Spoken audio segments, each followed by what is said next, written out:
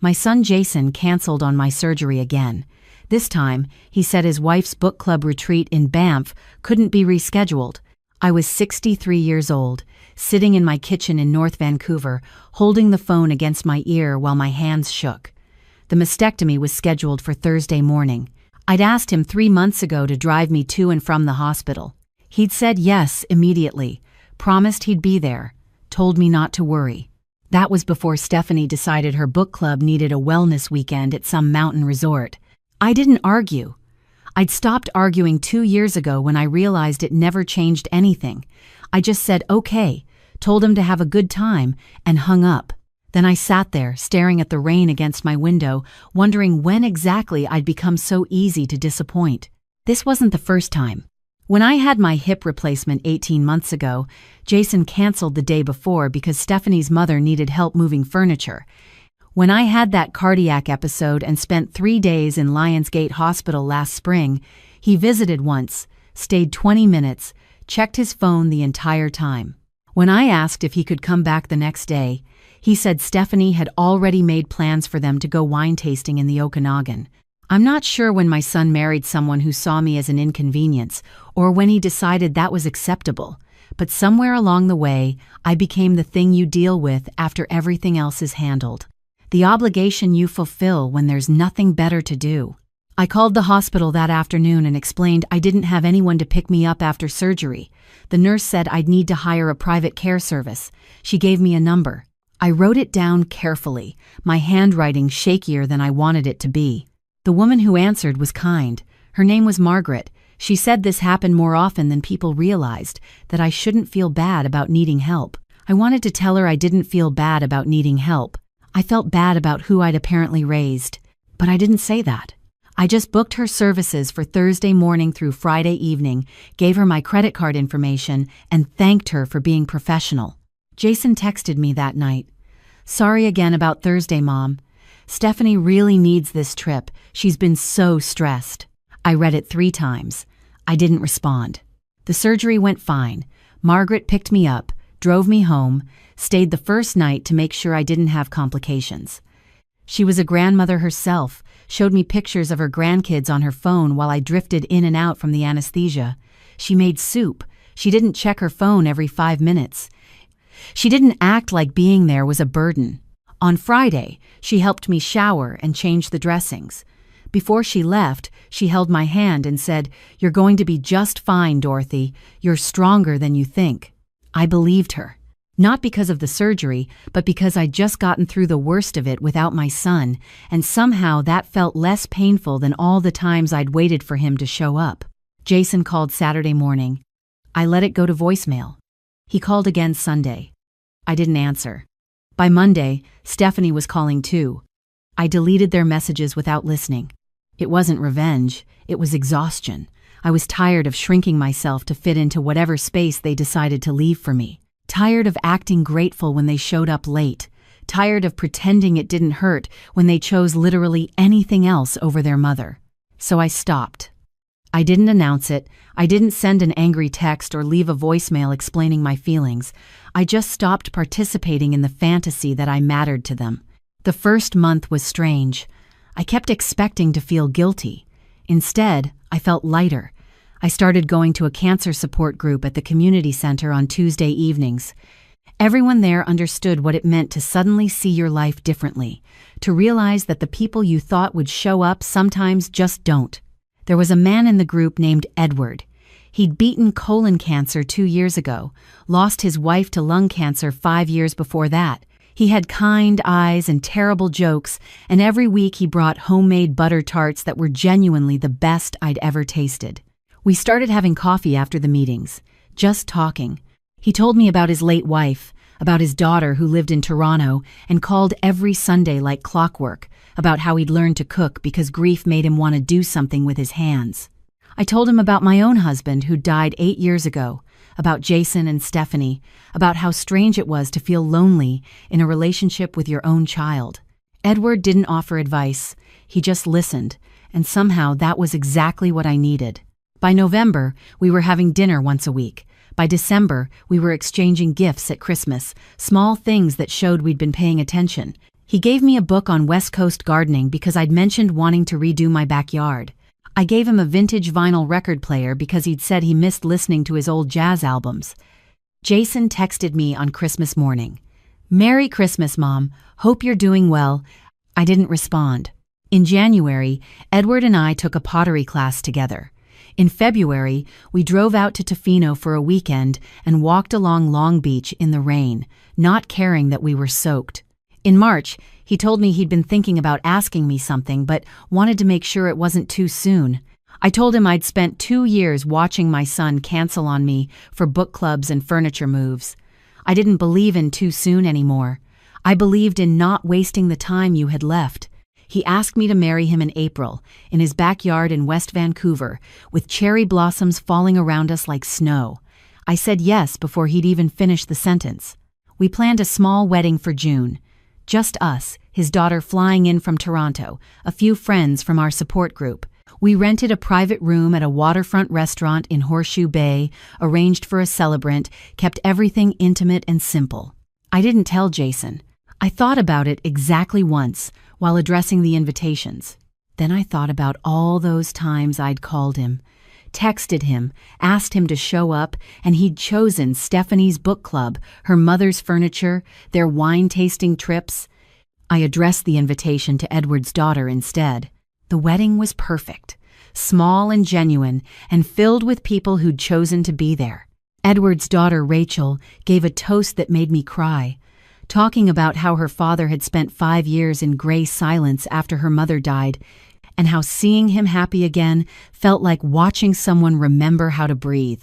We took photos, lots of them. Rachel posted several on Facebook, tagging both Edward and me. We looked happy because we were. 63 and 67, holding hands by the water, getting a second chance at something we'd both thought was over. Jason called while we were at dinner. I didn't hear it. My phone was on silent in my purse. He called again the next morning. Then 3 more times that afternoon.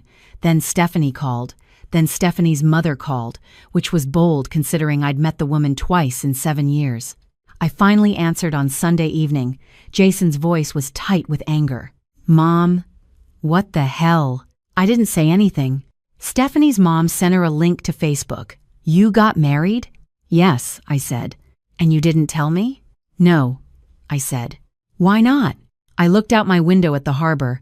A seaplane was taking off, rising into the evening light. "Because you've made it very clear over the last few years that unless something is convenient for you, you're not interested in showing up. So I stopped asking you to." "That's not fair," he said. "I've been busy. Stephanie's had a lot going on. Her mother needed help. We've had our own stuff to deal with." "I had cancer," I said quietly. Silence. "I had cancer, Jason. I had surgery to remove part of my body. I asked you 3 months in advance to drive me to the hospital. You canceled because Stephanie wanted to go to a book club retreat. She needed that trip," he started. "And I needed my son," I said. "But you weren't there. You haven't been there. Not for the surgery, not for the recovery, not when I was in the hospital last year, not for anything that required you to prioritize me over whatever Stephanie wanted to do that week. So you got married without telling me? That's your solution? Just cut me out?" "I didn't cut you out," I said. "You were never really in. I just stopped pretending otherwise." He made a sound that might have been anger or hurt. I couldn't tell anymore. Maybe there wasn't a difference. "This is about Stephanie, isn't it?" he said. "You've never liked her." "This is about you," I said. "About who you chose to become when you married her. About the fact that you don't call unless you need something. You don't visit unless it fits your schedule. You don't show up unless there's nothing else happening. And I'm tired, Jason. I'm tired of being the person you remember to care about when it's convenient. I can't believe you got married and didn't invite your own son." Stephanie's voice came through the phone. She'd been listening the whole time. I almost laughed. "Stephanie, in the 7 years you've been with my son, you've canceled on me 16 times. Birthdays, holidays, regular dinners, always for something more important. Your mother, your book club, your yoga retreat, your girls' weekend." I kept track for a while, then I stopped because it was depressing. "So, no. I didn't invite you to my wedding. Because you've made it abundantly clear that my life is not important to you. That's not true, she said, but her voice was uncertain. It is true, I said. And it's fine. You don't have to care about your husband's mother, but don't act surprised when she stops waiting for you to pretend you do. Jason got back on the phone. So what now? You're just done with us? I'm done waiting for you to care, I said. I'm done rearranging my expectations so they're small enough for you to meet them. I'm done feeling grateful when you show basic decency. If you want to be part of my life, you know where I am. But I'm not going to beg you anymore. I hung up before he could respond. Edward found me standing in the kitchen, staring at nothing. He didn't ask what happened. He just made tea and sat with me until the shaking in my hands stopped. Did I do the right thing? I asked him. Do you feel lighter or heavier? He said. I thought about it. Lighter. Then yes, he said. Jason didn't call back that week. Or the next week. By the third week, I stopped checking my phone every morning to see if he had.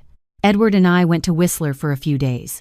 We hiked the easier trails, had dinner at a nice restaurant, slept in without setting alarms. Rachel came to visit for a long weekend in August. She brought her partner, a woman named Sarah, who worked in publishing. We all got along beautifully. They treated me like I'd always been part of the family, not like I was an addition that needed adjusting to. In September, Jason sent a text. Can we talk? I didn't respond for 3 days. When I finally did, I said, if you want to talk, you can come to my house. Wednesday at 2. He showed up alone, which was something. He looked tired, older than 38. He sat on my couch and didn't say anything for almost a minute. Stephanie and I have been fighting, he finally said. I waited. She doesn't understand why I'm upset. She keeps saying you overreacted, that you're being dramatic, that you cut us out over one missed appointment. It wasn't one appointment, I said. I know, he rubbed his face. I know, Mom. I've been going through old texts, old calls, looking at the last few years, and you're right, I haven't been there. I kept thinking I'd make it up to you later, that you'd understand because you're my mom. That's what moms do. Moms get tired too, I said. Yeah. His voice cracked slightly. I'm sorry.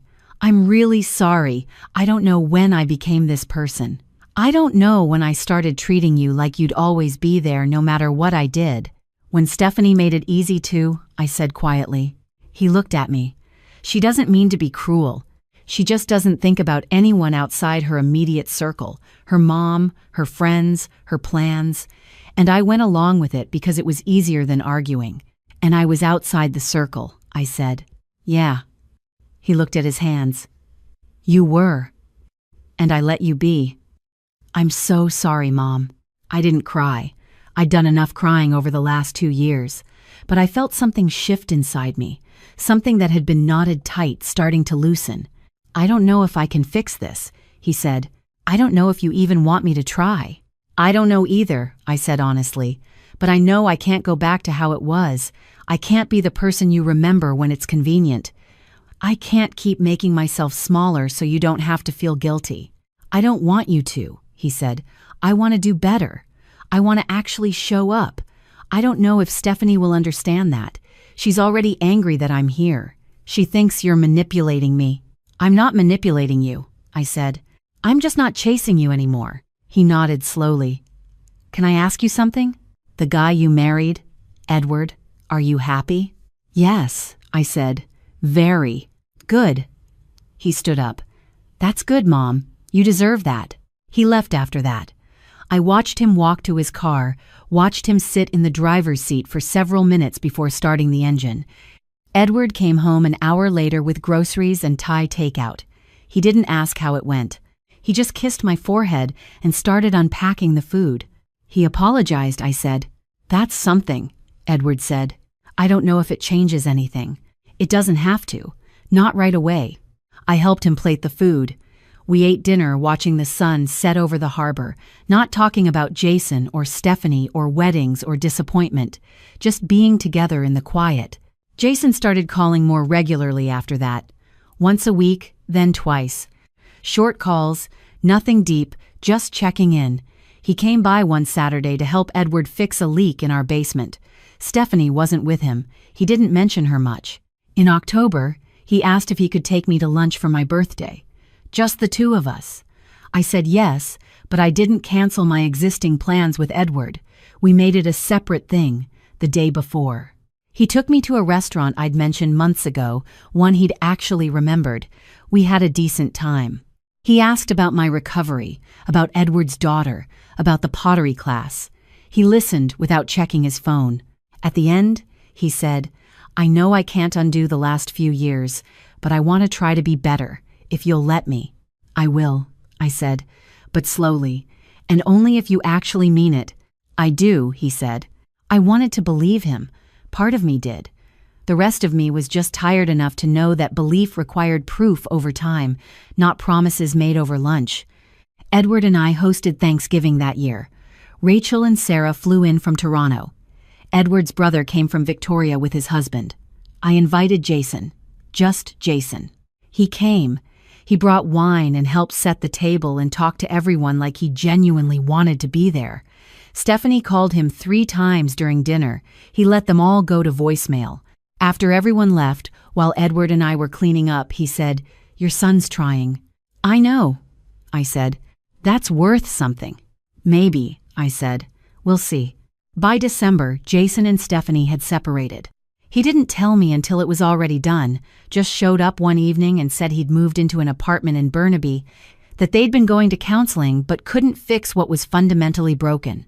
I didn't ask for details. It wasn't my business. But I could see relief in his face, underneath the exhaustion and grief of ending a 7-year relationship. "I'm sorry," I said, "because I was." "I'm not," he said. "Not really. I just wish I'd seen it sooner." "Sometimes we can't see things until we're ready," I said. He stayed for dinner that night. Edward made his famous butter tarts. Jason ate 3 and asked for the recipe. They talked about hockey and house repairs and whether the Canucks had any chance this season. Normal things, easy things. When Jason was leaving, he hugged me at the door. A real hug, not the quick side squeeze he'd been doing for years. "I love you, Mom," he said. "I love you too," I said. And I meant it. But I also knew that love didn't mean accepting breadcrumbs. It didn't mean erasing boundaries or pretending hurt hadn't happened. It meant giving him the chance to do better while protecting the peace I'd found. Because here's what I learned in those months after my surgery, after my wedding, after I finally stopped waiting for my son to show up. You can love someone and still refuse to disappear for them. You can want a relationship while refusing to accept one that diminishes you. You can hope for change while building a life that doesn't depend on it. I spent years believing that being a good mother meant being endlessly available, endlessly forgiving, endlessly willing to accept whatever my son chose to give me. I thought boundaries were selfish. I thought expectations were demanding. I thought if I just loved him enough, he'd eventually prioritize me. But love isn't supposed to make you invisible. It's not supposed to require you to erase your needs so someone else never has to feel inconvenienced. And at 63 years old, with cancer behind me and a second marriage in front of me, I finally understood that. I didn't cut Jason out of my life as punishment. I stepped back as self-preservation, and in that space, I found Edward, I found Rachel, and Sarah. I found Tuesday night support groups and pottery classes and weekends in Tofino. I found a version of myself that didn't measure her worth by whether her son remembered to call. Jason is trying now. Maybe he'll keep trying. Maybe the divorce will shake him into a different version of himself, one who understands that relationships require actual presence, not just proximity. Maybe we'll rebuild something real. Or maybe we won't. Maybe he'll slip back into old patterns. Maybe he'll find someone new who makes it easy to forget about me again. But either way, I'll be fine. Because I'm not waiting anymore. I'm not hoping for scraps of attention or making excuses for why I don't matter. I'm living my life with people who choose to be in it, who show up without being begged, who treat my time and presence as the gift it is. If you're reading this and you see yourself in my story, if you're the person who keeps calling, keeps trying, keeps shrinking yourself to fit into spaces that don't want you, I need you to hear this. It's okay to stop. It's okay to say, I've done enough. It's okay to build a life that doesn't revolve around earning someone's bare minimum effort. You are not selfish for having boundaries. You are not cruel for refusing to accept neglect. You are not demanding for wanting to be treated like you matter. And if someone can't show up for you when you're facing surgery, when you're celebrating milestones, when you need them, that's information. That's them showing you who they are. Believe them. And then decide what you're willing to accept. I chose to stop accepting it. I chose my own peace over my son's convenience. And yes, it hurt. It still hurts sometimes. But it hurts less than spending another year wondering why I'm never enough of a priority to be chosen. I'm 64 now. Edward is 68. We garden together. We travel. We host dinners. We have quiet mornings with coffee and loud evenings with laughter. We've built something beautiful out of the wreckage of our previous lives. Jason comes around more now. We're finding a new rhythm, a healthier distance. Maybe someday we'll be close again. Maybe we won't. But I'm not basing my happiness on that maybe anymore. Because the best thing I ever did was stop waiting for someone who wasn't coming and start living for the people who already had.